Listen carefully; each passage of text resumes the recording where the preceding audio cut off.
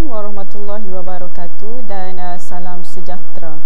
Saya Cikgu Siti Nur Wahyu binti Muhammad Jonet dari Sekolah Menengah Kebangsaan Alomera. Hari ini kita akan mempelajari subjek sains tingkatan 3, tema 1 penyelenggaraan dan kesinambungan hidup dalam bab 1 rangsangan dan gerak balas.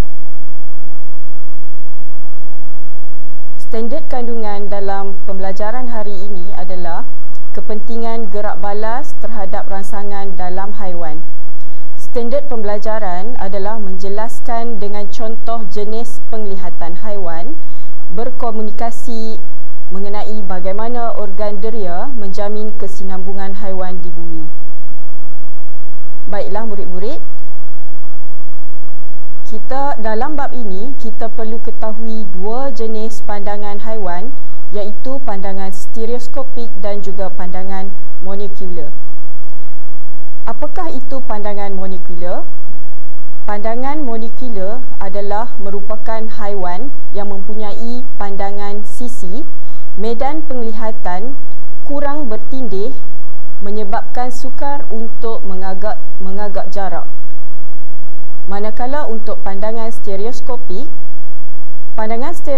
adalah medan penglihatan lebih bertindih menyebabkan jarak dapat dianggar dengan lebih tepat dan menghasilkan imej 3 dimensi.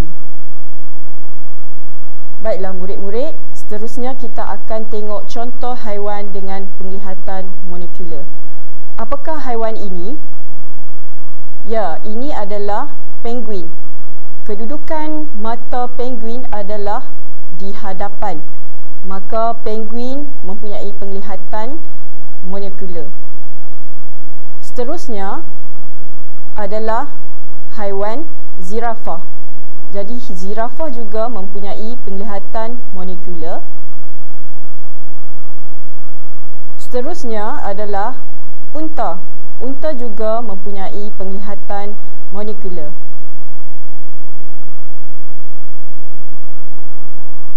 Selain itu, contoh lain bagi penglihatan monikular adalah rusa.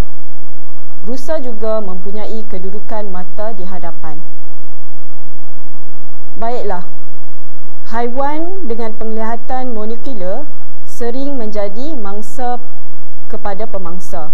Jadi, penglihatan monikular membantu mereka mengawasi kawasan sekeliling dengan lebih luas untuk mengesan bahaya dari pelbagai arah. Sebagai contoh, arnab boleh melihat hampir 360 darjah. Ini membantu mereka lari dengan pantas apabila ada pemangsa menghampiri. Baiklah murid-murid, seterusnya kita akan uji minda. Adakah haiwan herbivor mempunyai penglihatan monikular? Jawapannya ialah ya. Haiwan herbivor mempunyai penglihatan monikular kerana kebanyakan mereka adalah haiwan mangsa. Seterusnya, berikan satu contoh haiwan monikular. Baiklah murid-murid, contoh haiwan monikular adalah seperti ini: lembu, arnab dan juga itik. Itu sahaja pembelajaran kita pada hari ini. Semoga murid-murid dapat mempelajari ilmu ini dengan baik. Sekian, terima kasih.